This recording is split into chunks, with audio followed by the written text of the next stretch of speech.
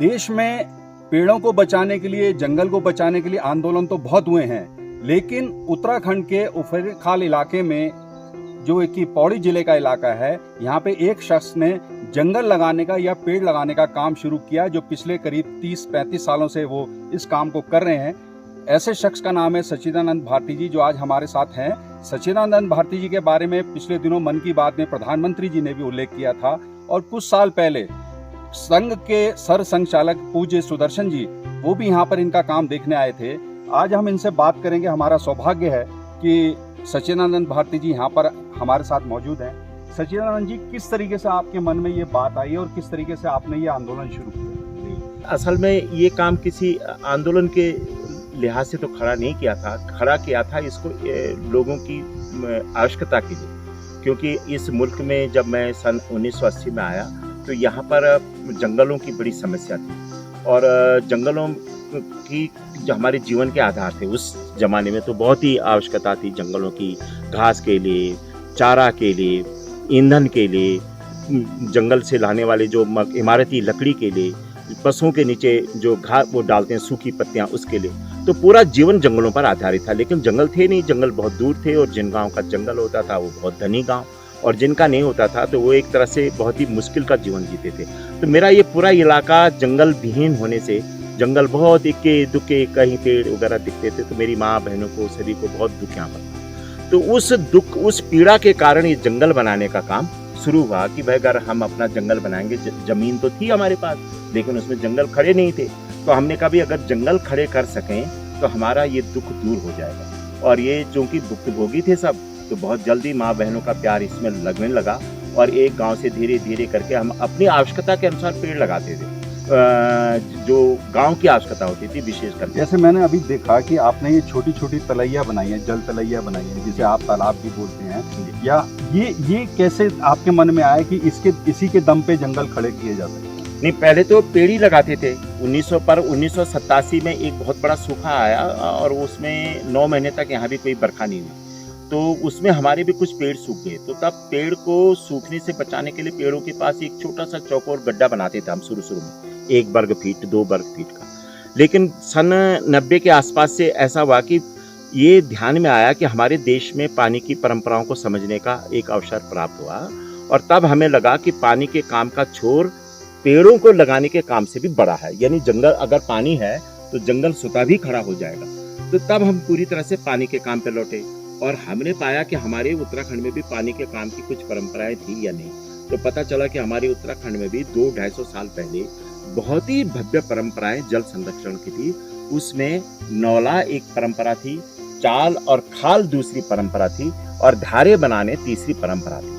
ये सब परंपराओं के कारण यहाँ का समाज पहले पानी के ऊपर बहुत समृद्ध था। तो बीच में वो दौर खत्म हो गया, तो हमने चाल खाल बनाने का काम शुरू किया। लेकिन चूंकि पहाड़ के हर ढाल पे आप उतने बड़े, चाल खाल का मतलब हुआ 30-32 कदम लंबा, 30-32 कदम चौड़ा, और 2-3 कदम गहरी अगर कोई आप खाई बना देते हैं तो उसको एक खाल कहते हैं या चाल कहते हैं। तो इतनी बड़ी जगह तो हर जगह आप बड़ी ढाल, पहाड़ी ढालों पे बना नहीं सकते। तो इसलिए एक विधा थोड़ी सी जोड़ करके उसके साथ जोड़ी गई कि हम कढ़ाई नुमा छोटी छोटी जल तलैया बनाएं, जो 1 घन मीटर की, 2 घन मीटर की, कहीं कहीं 3 घन मीटर की, जैसी जगह होती वैसे बनाते हैं। और वो टूटती भी नहीं है, क्योंकि वो इस तरह के कढ़ाई नुमा शेप में होती है कि उनका बल चारों तरफ जाता है पानी का, तो वो टूटती नहीं है चाहे कितनी बड़ी बरखा आ जाए। क्योंकि अब तो बरखा भी बहुत तेजी से आ रही है ना, जो आपने देखा होगा अभी कोई जल तलैया हमारी टूटी हुई नहीं थी, और वो हिली नहीं अपनी जगह से। और उसमें न तो मिट्टी का, उसमें न तो सीमेंट का प्रयोग होता है, न पत्थर का प्रयोग होता है, न प्लास्टिक का प्रयोग होता है। बहुत आसान और सरल, सस्ती विधा होने से ये लोकग्राही हुई। लोग कैसे जुड़ते गए आपके साथ? क्योंकि मुझे लगता है कि आपने जो लोगों को अपने साथ जोड़ा, ये प्रेरणा आपने दी उनको, तो लोगों के मन में क्या भाव था कि वो आपके साथ जुड़ते चले? लोग शुरू में तो केवल अपनी आवश्यकता से जुड़े, और आवश्यकता ऐसी थी कि घास की आवश्यकता, सबसे पहली आवश्यकता घास की थी। तो जो हमारे ये जल तलैयों के पास का बांस का पेड़ है, ये मतलब यहाँ का सबसे बड़ा घास का पेड़ है, और पानी का भी पेड़ है। तो इसकी जड़ें बहुत गहरी होती हैं, तो पानी को उतनी गहराई तक ले जाता है। तो ये पेड़ इसको पनपाया गया, और ये जैसे जैसे पनपने लगा ये उतीस, तो पानी के साथ साथ ना और घास भी बड़ी सरलता से उगने लगी। तो लोगों को घास भी मिलने लगी। तो लोगों को लगा कि ये प्रयोग बहुत अच्छा है। इसमें बहुत दूर अभी अगर 5-6 किलोमीटर जाना पड़ता है तो जंगल नज़दीक आ गया, तो 1-2 किलोमीटर पे ही हमको जंगल मिल जाता है, घास मिल जाती है। तो हर गांव में महिलाएं सबसे पहले जुड़ी और गांव उनको महिला मंगल दल कहा गया। अभी मैंने जैसे देखा जब हम इस इलाके में आ रहे थे कि जो आपका क्षेत्र जब शुरू होता है, उफेर खाल जब शुरू होता है और काफ़ी आगे तक का हमने एरिया करीब देखा 10-12 किलोमीटर का, ये अलग तरीके का हरा भरा। यहाँ पे चीड़ के साथ साथ जो वनस्पति पनपी है, पे जैसे मान्यता ये होती थी कि चीड़ अपने नीचे किसी को पनपने नहीं देता है, लेकिन मैंने यहाँ एक अद्भुत नज़ारा देखा कि चीड़ यहाँ पे ख़त्म होता जा रहा है और आपके जो 30 के पेड़ हैं, वो 30 के पेड़ हैं या काफल के पेड़ हैं या बांज के पेड़ हैं, वो एक तरीके से बहुत बड़ा रूप ले चुके हैं और लाखों की संख्या में मैंने ये पेड़ देखे हैं। मैं हजारों की संख्या का दावा नहीं करता, मैं लाखों की संख्या का दावा कर रहा हूँ, क्योंकि ये मैंने अपनी आंखों से देखा है, इसमें कोई झूठ वाली बात नहीं। तो ये कितने साल की, ये कितनी मेहनत है और ये कितनी आपने तलैया यहाँ पर बनाई है जो आज ये जो है इतना बड़ा क्षेत्र को हरे भरे कर रहे हो। ये बिल्कुल सही कहा आपने कि हरियाली का काम यहाँ पर बहुत अलग तरह से हुआ है। और चीड़ तो लगाया नहीं गया था, चीड़ तो खुद एक पेड़ उसके थे ही थे, जंगल थे, लेकिन बीच के जो यहाँ की मूल प्रकृति चीड़ की नहीं, क्योंकि ये तो उतनी ऊंचाई का हिमालय का क्षेत्र है, तो इसके तो शीतलता और जल देने वाले पेड़ों का इलाका है ये, लेकिन वो लुप्त हो गए थे। अब उनको पनपाने का जैसे अवसर मिला तो उन्होंने अपनी जगह धीरे धीरे बना ली और ये जो बाहर से आया हुआ पेड़ था इसको घेरना शुरू किया। ये बड़ा नज़ारा आपने बिल्कुल सही कहा। और आप देखो कि चीड़ यहाँ मतलब अपनी उस सुरक्षा में असहज महसूस कर रहा है कि कब इस इलाके से उठूँ और जाऊँ। तो ये इसलिए हुआ कि उसके चारों ओर वो जंगल आ गए जो यहाँ की मूल प्रकृति के जंगल थे, जैसे काफल के, बांज के, उतीस के, अखरोट के, देवदार के, पैया के, बुरांस के, ये जंगल आपने यहाँ पर देखा होगा। इस तरह का काफल के आपने सैकड़ों पेड़ देखे होंगे। तो ये प्राकृतिक जो इसकी जमीन है, जमीन जिन पेड़ों के लिए थी, जो इसकी जिन पेड़ों की वो माँ थी, जब वो पेड़ आ गए तो माता ने दूसरे पेड़ों को उनको जगह नहीं दी। चीड़ तो उसके था नहीं, वो तो जब कोई पेड़ नहीं तो कोई कुछ ना कुछ तो रखना था।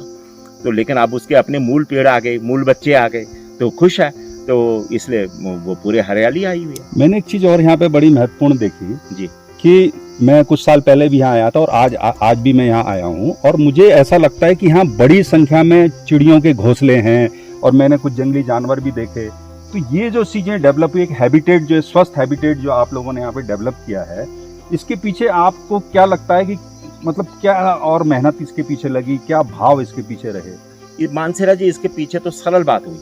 बात यह है कि अभी जब ये अप्रैल मई का समय आता है ना, तो हमारे बहुत से जंगल जलने लग जाते हैं और जंगलों को जलने के कारण क्या होता है कि जो चिड़ियाएं वगैरह होती है ना, ये हमेशा सुरक्षित जगह खोजती हैं अपने घोंसले के लिए, अपने बच्चों के लिए। बिल्कुल। तो ये इलाका आप सबके आशीर्वाद से और अभी मतलब पिछले 35-40 सालों से आग से बचा हुआ है, क्योंकि इसमें नमी है, तालाब हैं और इस तरह के पेड़ हैं जो जल्दी से आग नहीं पकड़ते। तो चिड़िया सब ऐसे ज्ञान रखती हैं कि कहाँ हमारा जीवन सबसे सुरक्षित होगा। तो चिड़िया यहाँ पर बहुत ज़्यादा हैं और जानवर, क्योंकि पानी पीने के लिए जगह जगह पर तालाब बने हुए हैं गर्मियों के लिहाज से देखें तो यहाँ बाघ लौटा है और बाकी सारे जानवर जो जंगल के हैं वो लौटे हैं। तो ये एक तरह से जंगल का पूरा जीवन यहाँ पर आया है, ये तो सच है। और कई तरह की वनस्पतियाँ आई हैं। नीचे मॉस देखेंगे आप, इसकी मॉस तो ये जैसे आप मॉस देख रहे हैं, ये ऐसे लगता है जैसे कारपेट बिछी होगी। तो इसमें कितना पानी खुद ही जमा हो जाता है, तो ये आग नहीं पकड़ते थे। तो ये एक कार्यक्रम खुद ही प्रकृति भी ना मदद करने लग जाती है। एक बात और मैंने आपसे पूछनी है कि जब आप यहाँ पर आए थे, एक शिक्षक के रूप में आए थे और जो स्कूल आपने हमारे को उसकी तस्वीरें भी दिखाई, क्योंकि उसके आसपास बिल्कुल वीराना था और आज हम देख रहे हैं कि खूब हरियाली है यहाँ पर। तो एक शिक्षक के रूप में आपने जो, क्योंकि पहले यहाँ पे आने के लिए सड़क भी नहीं हुआ करती थी और आपने इस तरीके के काम करा, जब 20-25 साल हो गए तब लोगों को इस बारे में पता चला कि आपने इतना बड़ा काम यहाँ पे खड़ा किया है। तो आप लोगों को कैसे जोड़ते थे, कैसे लोग आपके साथ आके खड्डे बनाते थे, कैसे तलैया यहाँ पे, और आज की तारीख में कितनी तलैया बना चुके हैं? एक शिक्षक उस जिस जमाने में मैंने यहाँ पढ़ाई शुरू करी तो वो ये करीब यहाँ के नज़दीक के 80 गाँव का स्कूल था और स्कूलें नहीं थी। तो 80 गांव के छात्र यहाँ पर आते थे। तो एक तरह से छात्रों के माध्यम से, विद्यालय के माध्यम से मुझे ना गांव में संवाद की सुविधा प्राप्त हुई। तो जिस गांव में जाना है, उस जमाने में अध्यापकों का भी बड़ा सम्मान गांव के लोग करते थे कि गुरुजी आए हैं।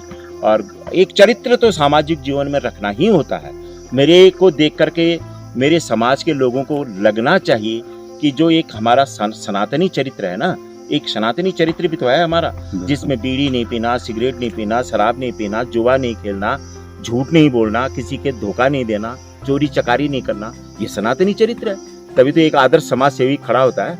तो ये सारी विधाएं तो अपने अंदर ठोक ठोक के रखनी ही होती हैं, और ये भाग्यवशात आप सबके प्यार से रही हैं, इसमें फिसलना नहीं पड़ता, बिल्कुल भी नहीं। और उसके बाद गांव में जब जाते थे हम, तो कि आज गुरुजी आए हैं, तो मतलब बहुत आदर से लोग इकट्ठा होते थे, क्योंकि बच्चों के माध्यम से सवाल चले जाते थे। एक तरह का प्रचार प्रसार का, जैसे आज दूसरे साधन हो गए, उस जमाने में प्रचार प्रसार के लिए विद्यार्थी मेरे को बहुत बड़े साधन के रूप में उपलब्ध हुए। और जिस गांव में गए उस गांव में उन्होंने पूरी मदद करते थे कि गुरुजी की आएंगे, सब लोगों ने बैठना है, भोजन का है। तो गांव से गांव भी जुड़ते गए और लोगों में काम करने की मुझे बड़ी सरलता हुई। तो एक तो प्रचार का ये इस तरह से लोगों को जोड़ने का काम हुआ। और जो दूसरा बड़ा बात हुई वो ये हुई कि ये काम जैसे जैसे थोड़ा थोड़ा बढ़ा, तो कुछ कुछ आप जैसे लोगों का, बहुत लोगों का भी थोड़ा थोड़ा ना प्यार इसमें आता गया। लोग चुपचाप आते थे, कुछ ना कुछ करते थे, उससे थोड़ी ऊर्जा मिलती थी। लेकिन सन 2000 में एक बहुत ज़बरदस्त घटना घटी, जब राष्ट्रीय स्वयंसेवक संघ के परम पूजनीय सरसंघचालक जी श्री केसी सुदर्शन जी का कार्यक्रम यहाँ बना, और वो 3 दिन उन्होंने यहाँ पे प्रवास किया, अप्रैल 6, 7, 8 अप्रैल। तो वो बड़ी अद्भुत घटना थी। और उसमें उस जमाने में आपको पता ही है कि यहाँ सड़क नहीं थी, और जब उनका कार्यक्रम बना तो एक कुमाऊं और गढ़वाल के बीच में जो सड़क अटकी हुई थी वो खोल दी गई थी। तब उसके बीच में उस समय सरकार भी थी ना, तब पता ही थोड़ी था हमको कि सरसंघचालक जी के आगे भाजपा की सारी सरकारें ऐसी नतमस्तक होती। तो वो खुल गई थी वो सड़क फिर। तो लोगों के बीच में भी एक अजीब उत्साह गया कि इतना बड़ा आदमी कौन आ रहे हैं भाई, जो इतने साल से अटकी सड़क थी, ये सड़क ही खुल गई जिनके आने से। तो बड़ा आकर्षण बना, और उस समय आपने देखा होगा कि 10,000 से ज़्यादा लोग यहाँ पर इकट्ठा हुए थे, और एक भव्य आयोजन हुआ। और उसके बाद ये देश में ये कार्यक्रम चला गया, इसको एक बहुत बड़ी ताकत मिली, बहुत बड़ी ऊर्जा मिली। जगह जगह पे लोगों ने पहचाना, कई तरह के लोग आने लगे, समझने लगे कि कुछ तो है। जब इतना बड़ा शिखर व्यक्ति इतने दिन 3 दिन उस इलाके में रहे, तो कुछ तो है। ये जो हुआ कि कैसे लोग, क्या हर इतवार के दिन लोग जुड़ते थे खड्डे बनाने के लिए, तलैया बनाने के लिए, या रेगुलर प्रोसेस चलता रहता था? नहीं, ये हर गांव में अपने तरीका का कार्यक्रम चलता है।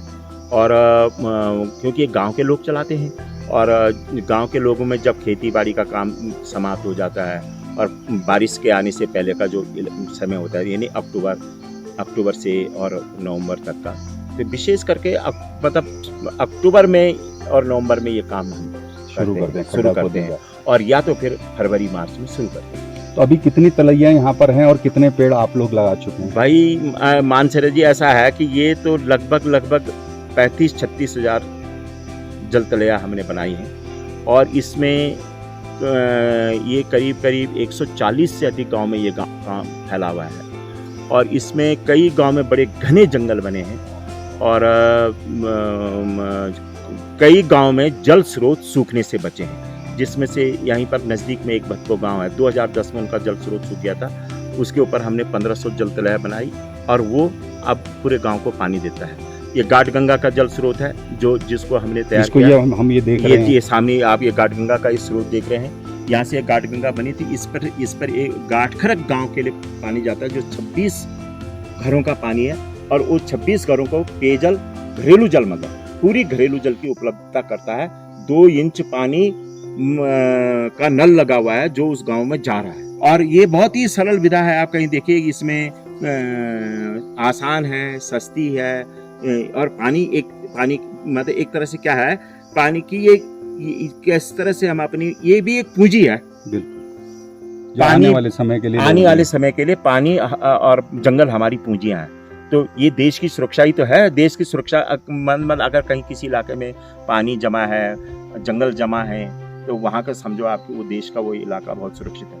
तो ये, जैसे आप रिटायर भी हो चुके हैं, फिर भी आपका लगाव इस क्षेत्र में रहता है। मेरे को जैसे पता लगा, गांव वालों ने भी बताया कि आप 5-6 महीने ही गुजारते हैं जी।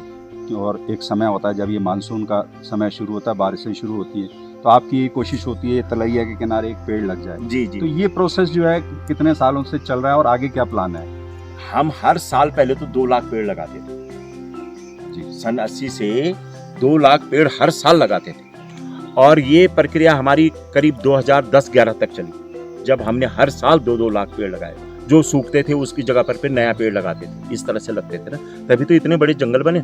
और हर गांव में नर्सरी होती थी हमारी, ग्राम नर्सरी बोलते थे हम उसको। और उन नर्सरियों में वही पौधे उगाए जाते थे जिनकी उस गांव को आवश्यकता होती थी। इसलिए भी ये काम फैला, क्योंकि पूरा काम में बहुत ही घरेलू ढंग से और लोगों के साथ मिलजुल करके ये काम खड़ा हुआ। इसमें कहीं सरकारी पैसा नहीं लिया गया, कोई प्रोजेक्ट खड़ा नहीं हुआ, कोई बाहरी पैसा नहीं आया। बहुत पवित्रता रखनी होती है। जैसे आपने एक बात एक सिंपल से मोड में बताई कि एक तलैया बनाई जी, और जैसे ही मानसून में पानी भरा उसके बाद हमने उसके किनारे पेड़ लगा दिया। तो ये क्या प्रोसेस था? पहले जलतलैया बनाई और जलतलैया के नीचे एक पेड़ लगा दिया, क्योंकि एक जलतलैया से दूसरी जलतलैया के बीच में लगभग 1.5 से लेकर 2 मीटर का अंतर होता है, तो बीच में एक पेड़ लगा देते हैं। तो वो पेड़ क्या होता है कि अगर 8-9 महीने या साल भर तक भी बारिश नहीं आती माना, तो जब भी तो वो पेड़ सूखने से बचा रहेगा, क्योंकि उसको दोनों ओर से पानी प्राप्त हो रहा है। कुछ दिन तो पेड़ अपने आप ही जिंदा रह जाता है ना, 50-60 दिन। लेकिन जब 8-9 महीने तक, जैसे अब सूखे के दिन आ रहे हैं ना, कभी कभी सूखे के दिन आने लगे बहुत तेजी से, तो ये जंगल इसीलिए हरे भरे हैं कि उनको ना दोनों ओर से पानी मिलता रहता है। उनकी जड़ों में धीरे धीरे, आपने देखा होगा कि जलतलैयों में सीमेंट या प्लास्टिक का प्रयोग नहीं हुआ है, खाली जमीन है वो, और वो पानी नीचे को ही जाता है। पानी का स्वभाव दुनिया भर में नीचे जाने का, तो वो पानी धीरे धीरे नीचे जाता रहता है और पेड़ की जड़ को मिलता रहता है, तो पेड़ जिंदा रहता है। और इसी कारण आपने देखा होगा कि यहाँ के जो प्राकृतिक पेड़ थे, उन्होंने चीड़ के पेड़ों, क्योंकि चीड़ का पेड़ पानी पसंद नहीं करता और बाकी पेड़ पानी पसंद करते हैं, तो जो पानी पसंद करते हैं वो पनप रहे हैं, जो पानी पसंद नहीं करता है वो धीरे धीरे अपना जीवन का अस्तित्व उसका खतरे में आ गया। तो ये थे हमारे साथ सच्चिदानंद भारती जी। पांच जन से बात करने के लिए बहुत बहुत शुक्रिया आपका। हमारी दुआएं हैं कि जंगल और पनपते रहें, आपकी मेहनत जो है से और लोग प्रेरणा लेते रहें, और ये जो है हम यहाँ फिर आते रहें और इतना शानदार काम आपका जरूर देखते रहें। बहुत धन्यवाद। पांचजन्य परिवार के लिए बहुत बहुत धन्यवाद है मेरी ओर से और हमारे पूरे इलाके की ओर से।